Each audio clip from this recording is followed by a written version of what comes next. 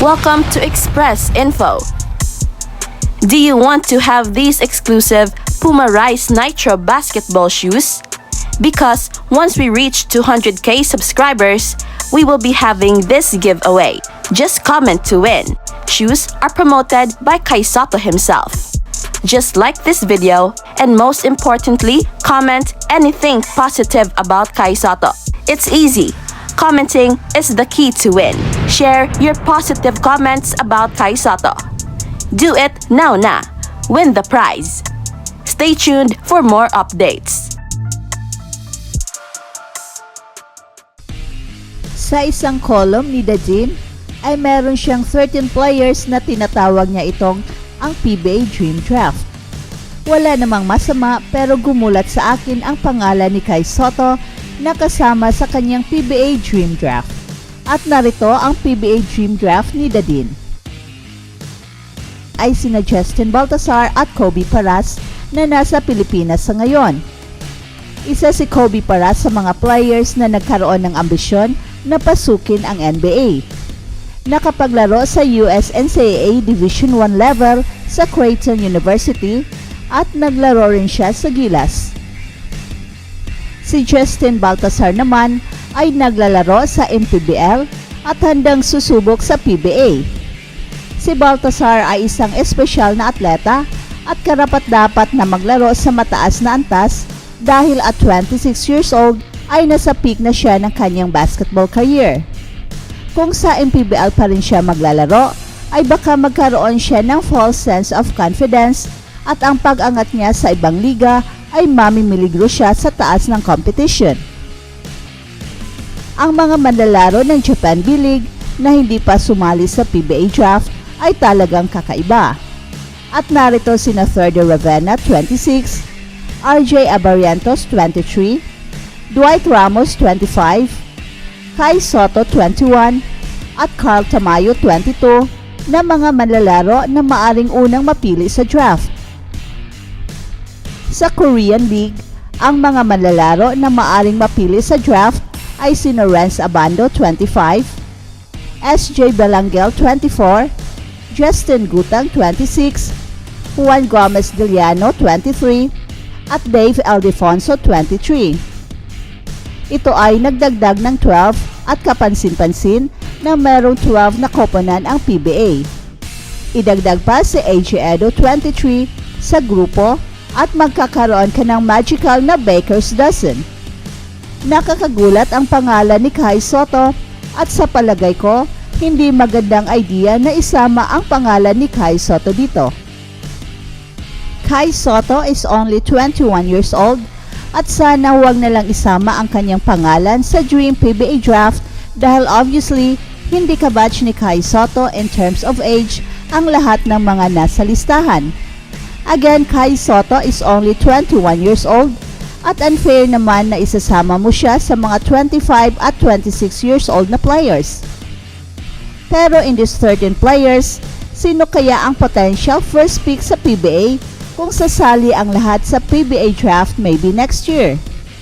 Type the name of the player and comment below kung sino ang magiging first overall pick sa napaka-talented na 13 players na ito. Samantala, narito ang implikasyon ng free agency at mga trade para sa 2023-24 NBA season. Inilahad ng RotoWire ang mga implikasyon sa fantasy basketball mula sa mga pinakamalaking deal na free agency at trade ng off-season. Ang off-season ng NBA ay isa sa mahalagang panahon ng pag-ayos ng mga roster kung saan ang mga koponan na gumagawa ng mga strategic na hakbang upang ihanda ang kanilang sarili para sa nalalapit na season. Ngayong summer, nasaksihan ng liga ang sunod-sunod na paglipat ng mga players, mga trade at mga high-profile na pagpirma na nakapukaw sa atensyon ng mga fantasy manager. Tingnan natin ang mga pangunahing transaksyon na may potential na baguhin ang larawan ng NBA at pag-usapan ang kanilang posibleng epekto sa fantasy basketball. Isa ito sa mga malalaking pagbabago. Phoenix Suns trade para kay Bradley Beal. nakita ang potensyal na paglabas kay Chris Paul mula sa kanyang kontrata at nakakuha ng high-level player kapalit nito. Ipinadala ng Suns si Chris Paul sa Washington na itinu-trade pagkatapos sa Golden State bilang kapalit kay Bradley Beal. Siya noon ang pangunahing option bilang manlalaro sa Washington, ngunit ngayon ay nasa likuran na lang si Beal, kina Kevin Durant at Devin Booker sa picking order. Bagaman hindi na nakikita ang kasing laki ng volume galing kay Beal kumpara sa mga nakaraang season, marami pa ring mga gabi kung saan siya ang namumuno sa kupunan sa puntos at sa assist. Sorpresa na trade na nagdadala kay Kristaps Porzingis sa Boston Celtics at si Marcus Smart sa Grizzlies at si Tyus Jones sa Wizards. Si Kristaps Porzingis ay nagmula sa pagiging pangalawang option sa Washington patungo sa pagiging pangatlo sa isang maraming frontcourt sa Boston Celtics. Napatunayan na niya na may kakayahan siya sa ikalawang round, pero ang kanyang kasaysayan ng injury ay nagpapahiwatig na baka hindi ito karapat-dapat na kunin sa draft hanggang sa ika-4 o ika-5 round. At si Smart ay humalili sa pwesto ng starting point guard sa unang 25 games ng season habang nasuspende si Ja Morant. Medyo kulang sa offensive weapons ang Grizzlies, kaya mas mataas ang posibilidad na magkaroon siya ng mas mataas na usage hanggang sa babalik si Ja Morant. Si Jones ay kilala bilang isa sa mga pinakamahusay na backup point guard sa liga at may iba pang backcourt options ang Washington at maraming usage ang mapupunta kay Jordan Poole at Kyle Kuzma, pero pwede pa ring magiging karapat-dapat si Jones na kunin sa top 100 pick kung maglalaro siya ng 30 minutes kada gabi. Chris Paul, Jordan Poole pinagpalit. Ang pagdagdag kay Chris Paul sa opensa na pinangungunahan ni Stephen Curry at Draymond Green ay isang eksperimento. May sapat na talento si Chris Paul para gawin ito kahit pa nabawasan ang kanyang papel. Kung maglalaro siya ng mataas na minutes ay karapat-dapat din siyang kunin. At si Poole ay magiging pangunahing manlalaro ng opensa mula sa pagiging microwave high-minute sixth man.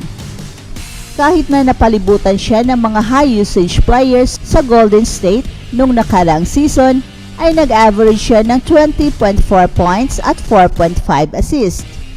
Isa siya sa mga fantasy breakout candidates ng season na ito at malamang susubukan niyang manguna sa liga sa scoring.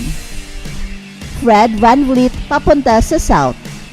Isang point guard mula sa Toronto ang tumatakbo patungo sa mas mainit na klima. Sinusubukan ng Houston Rockets na paspasan ang kanilang rebuild pagkatapos kay Harden sa pamamagitan ng pagpirma ng mga veterano habang ang kanilang mga young players na kanilang ini-draft ay umaangat. Inaasahan na pangungunahan ni VanVleet ang opensa ng Houston, bagaman nais ni Jalen Green, Jabari Smith, Alperen Sengun at Dillon Brooks ang magkaroon ng maraming touches. That's it for now, guys. Pero bago kami magtatapos, ay huwag kalimutan na huwag magpahuli sa mga pinakabago mga kwento at balita ng kasiyahan at tagumpay. Bahala na ang mga marites dyan. Basta kami ay handang maghatid ng tunay na inspirasyon sa mundo ng sports.